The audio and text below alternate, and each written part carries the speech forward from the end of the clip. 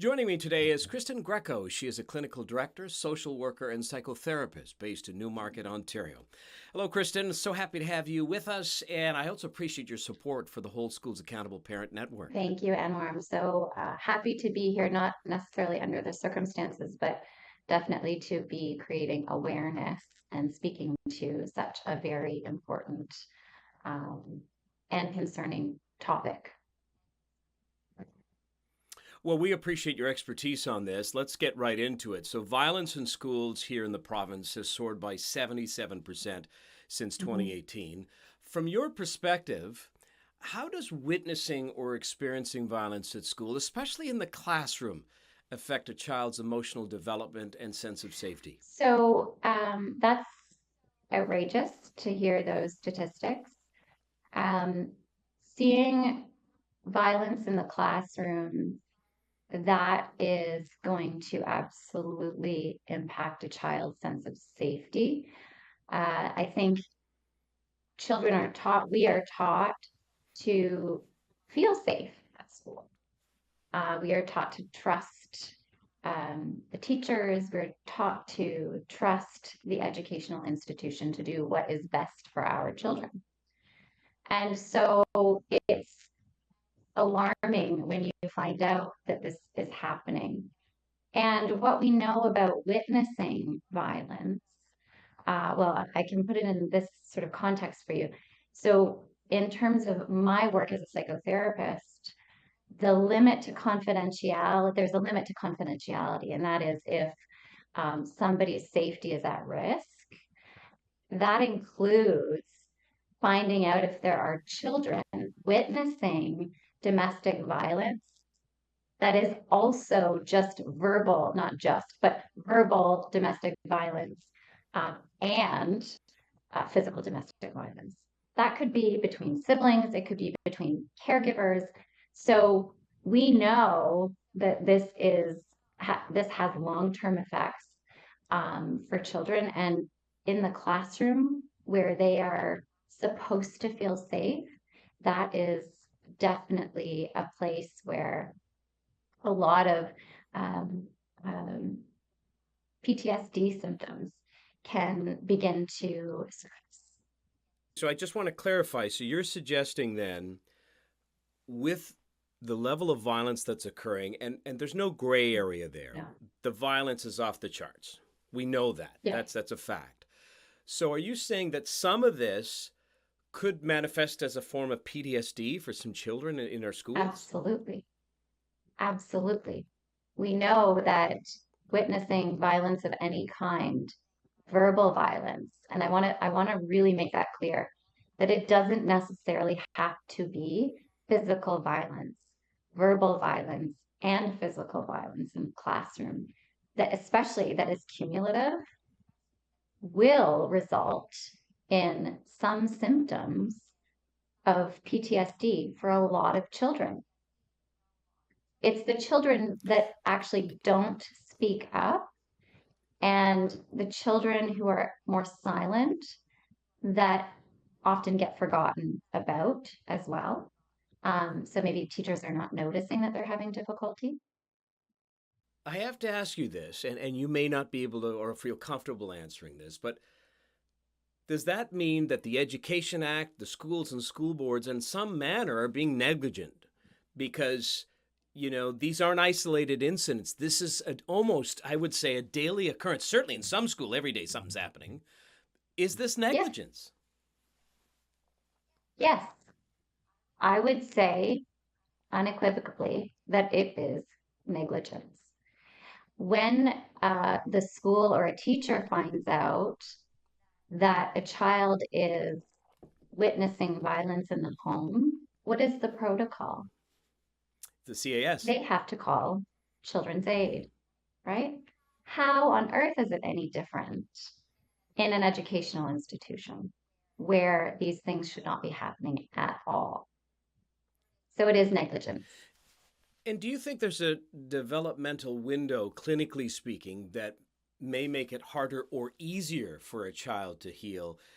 And I'm talking in direct relation to the age, say a 7-year-old versus a 12 or 13-year-old.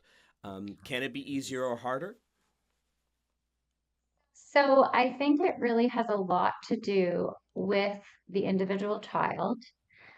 And when you're talking about a 12-year-old, they have, depending on how much they have witnessed. So if they've gone most of their elementary school career where they have witnessed as a student violence in the classroom or experienced it firsthand, it's going to be more normalized for them. Okay. And so the earlier there is intervention, the better. Because what happens is you have these children thinking, the younger they are, they're starting to develop their narrative about the world, right? They're developing their cognitions about the world, they're developing their perspective about who they are Mhm. in the world. And when they are experiencing violence in the classroom, and nothing is done about it, they are learning not to necessarily trust their feelings and their thoughts about what's happening. Because if nothing is done about it, what does that say about them, right? It must mean for them, they start to think, well, it must mean that I don't need to be worried about this. And then what we have later on are children that don't know how to set appropriate boundaries in relationships. So maybe there's violence in the relationship. Maybe there's um, uh, boundaries being crossed, but they can't verbalize that, and so they're engaging in unhealthy relationships. So we are having, it's just the earlier the intervention, the better, Yeah. right? Just like anything. Yeah. And, And it depends too on the child, and it depends on their home mhm. situation. There's a certain cultural awareness that we have to Yeah. have when we're considering each and every individual child. In some of our case families that we have profiled with Whole Schools Accountable, we've done some other stories, and that's, part of our mandate. We want to be the voice. We hear you for families that have been silenced and gaslit. And one of these stories out of Hamilton, where a young girl in a grade 3, 4 split class, uh, Yeah. she was sexually assaulted. And to be quite honest, I don't know if there's a more appropriate term to describe what happened to this young girl, because had she been 16 waiting at a bus, it would be sexual assault. So in this Right. case, and we also asked for documents. Everything is 100% being confirmed. The boy, and he clearly is troubled. I mean, that is a separate issue. But he physically went up. He grabbed the little girl's nipples. He twisted them so hard. She was in so much pain. She fell to the ground. So, how does she process that? And that the fact that it happened in front of her classmates. And then, how do the other kids, like, how do they process that? It's horrific. It's horrific. There needs to be what's not happening in the classroom and in the schools is there needs to be trauma informed practitioners that are investigating and assessing these children. So there needs to be a debrief. When there is something traumatic that has occurred and it's not addressed, that's when you are at a heightened risk for developing, you know, PTSD symptoms. Mm. I'm saying PTSD symptoms because nobody should have to experience that kind of violence. Nobody should witness that kind of violence in a classroom. And these children at such a young age, that is scary. And so what happens is the more it happens, they're on this like it's impossible to learn in that environment, right? Because you're in this constant state of fight, flight, freeze. And so, for adults, if you're going to work and you have to worry when you're sitting at your desk that at any moment one of your coworkers is going to throw scissors or they might come up behind you and Yeah. grab you, you're not going to be able to focus.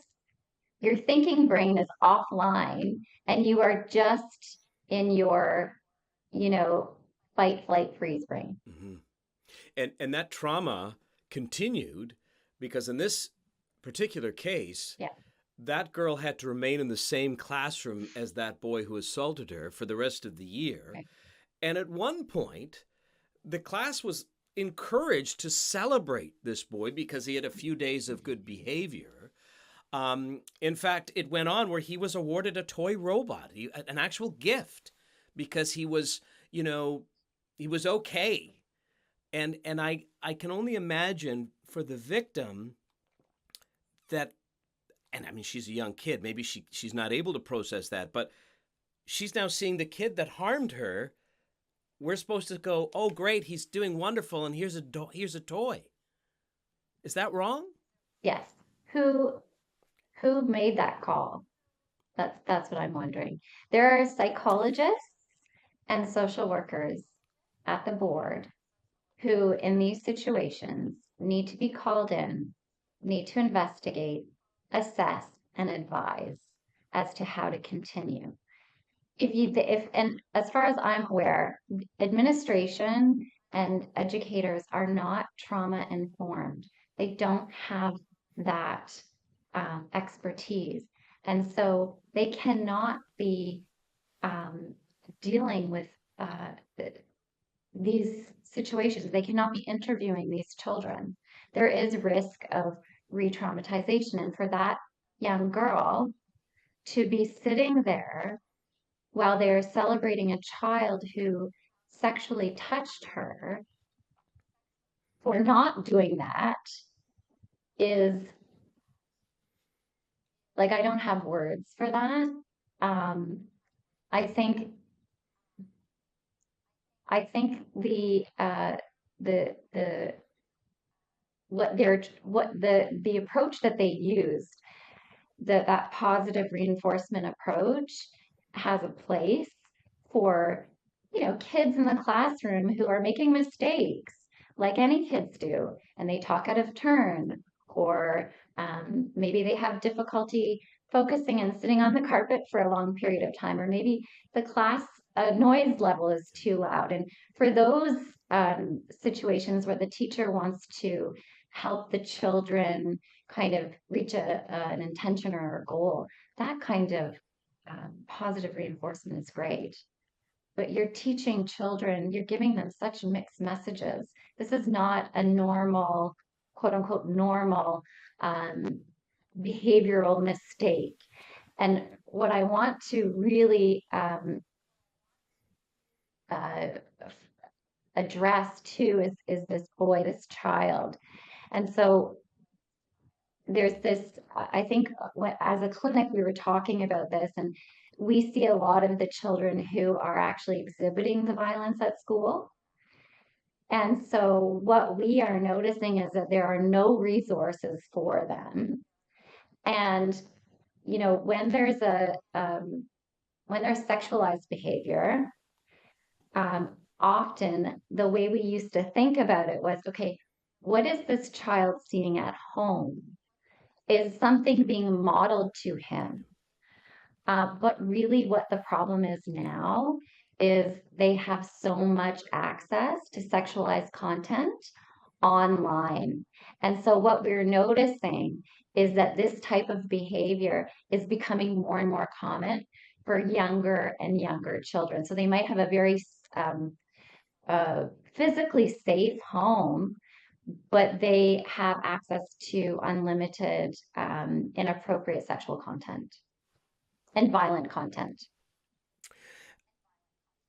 Yeah, there's so much to unpack there. Um, but I'm just wondering because the schools use progressive discipline, and in this case, they say, we're going to make this a learning opportunity. So, do you think then the progressive discipline, the learning opportunity approach, is actually doing more harm than healing Yes. when it comes to not just incidents like this, but violence overall? Yes. So these are not learning opportunities. When there is a victim, when somebody is victimized, when there is potential for uh, someone to experience it in their body as trauma, this is not a learning opportunity. These shared stories actually should be learning opportunities for the boards to say, this does not work. This will re-traumatize some children.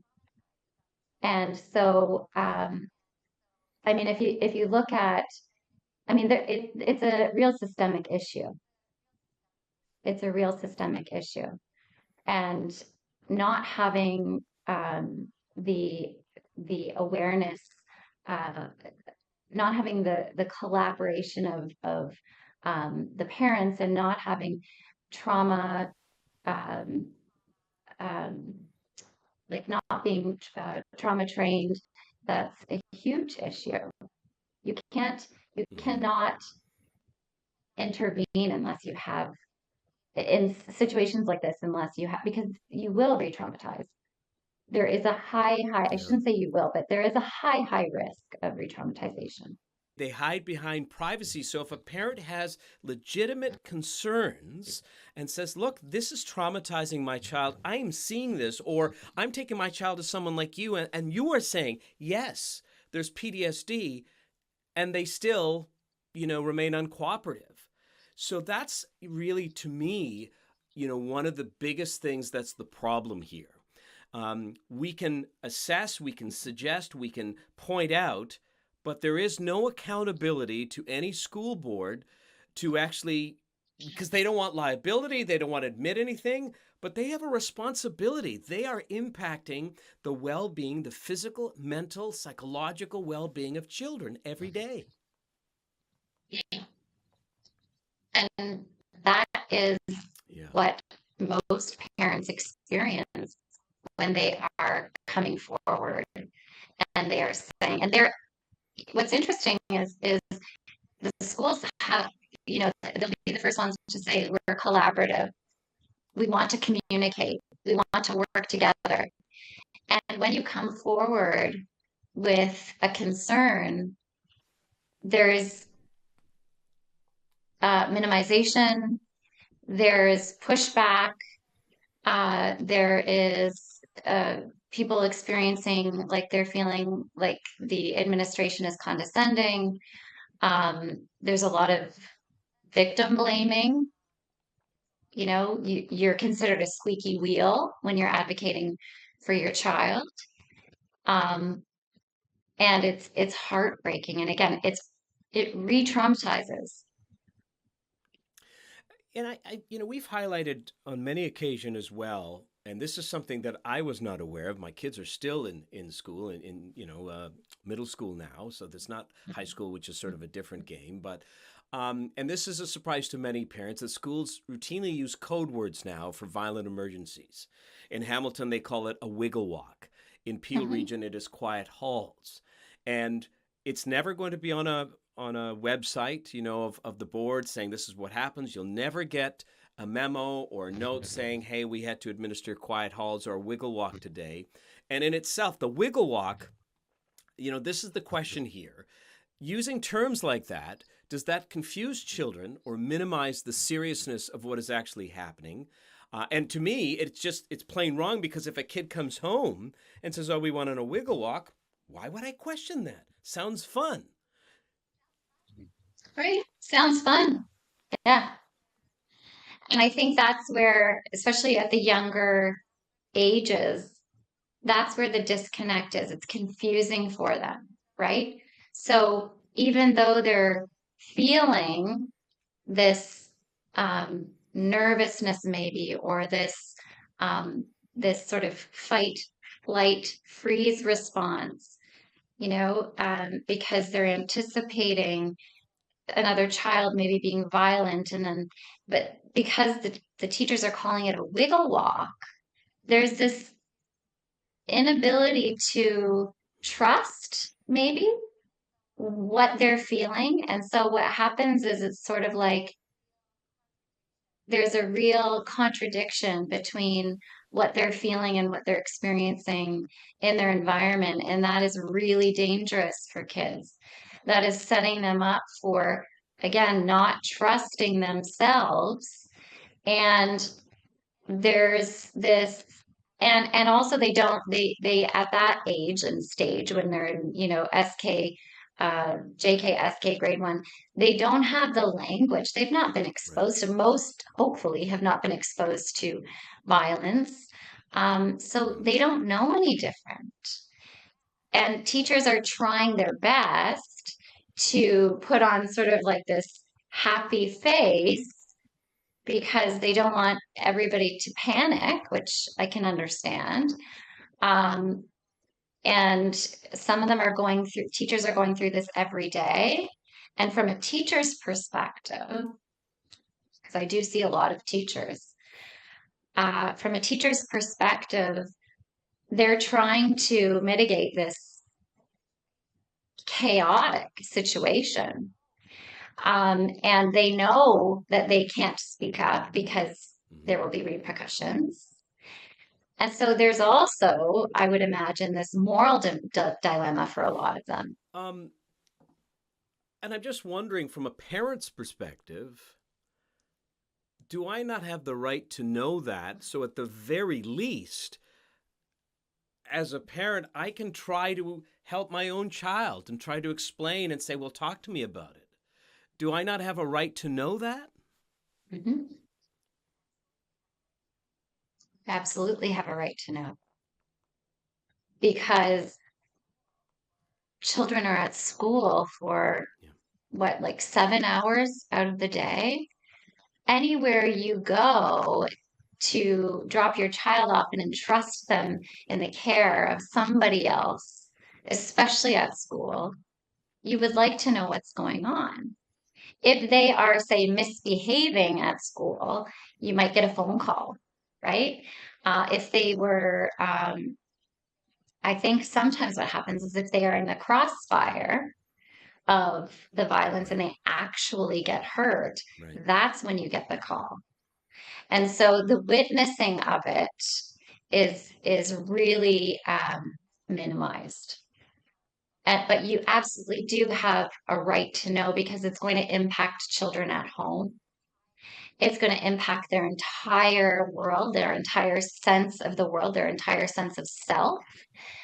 And again, this is not a trauma informed response. We need trauma. After every evacuation that happens, there needs to be a debrief with the children. There needs to be somebody trauma informed that goes in and says, huh, Mm. how are you feeling about what just happened?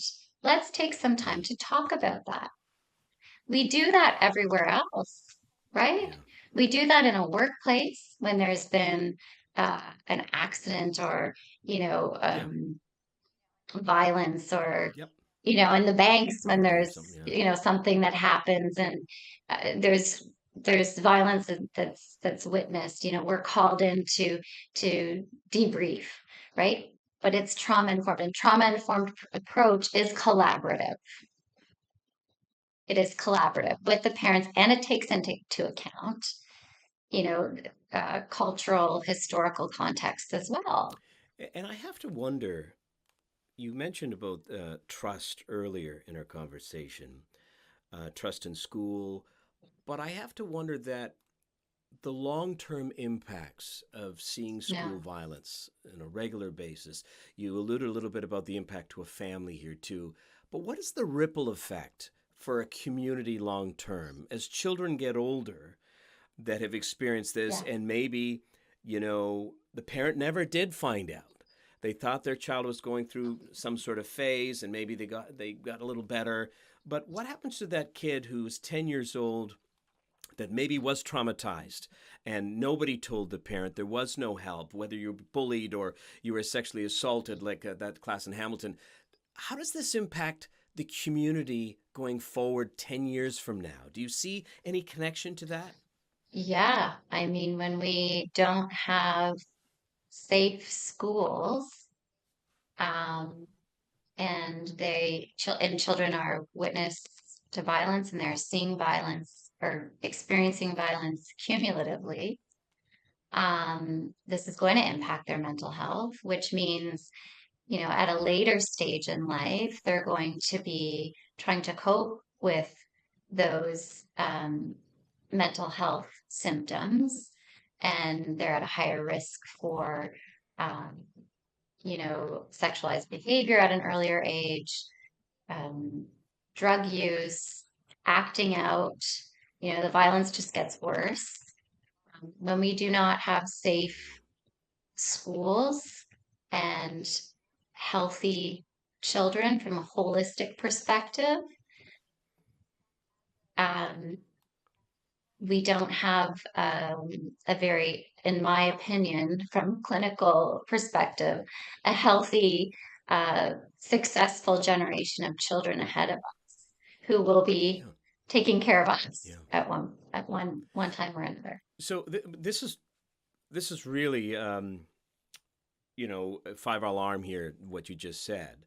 So let me ask you then, what suggestions would you have then, um, as a matter of action from a parent's perspective of what they need to do? As a parent, if you do find out that your child is witnessing violence and it's impacting them, or they've experienced something like this, leaving it to the school to investigate and assess at this point, is not appropriate because they don't have the the education around how to do that without re-victimizing.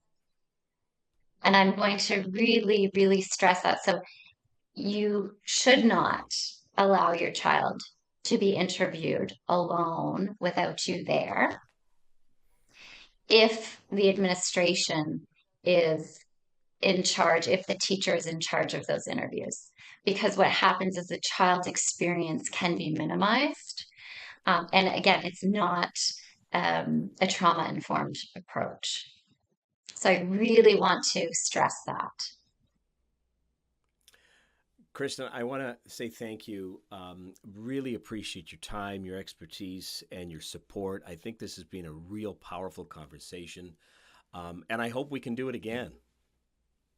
I hope so. And I really enjoyed talking to you. I so appreciate what you're doing. And of course, if there's anything that I can do and our clinic can do, we're more than happy to stand behind this. It's one of the most important, I think, campaigns and advocacy work that you can do because, again, we're talking about our most vulnerable population. Yeah. Well, thank you. Thank you. Kristin Greco has been my guest. She is a clinical director, social worker, and psychotherapist based out of Newmarket, Ontario.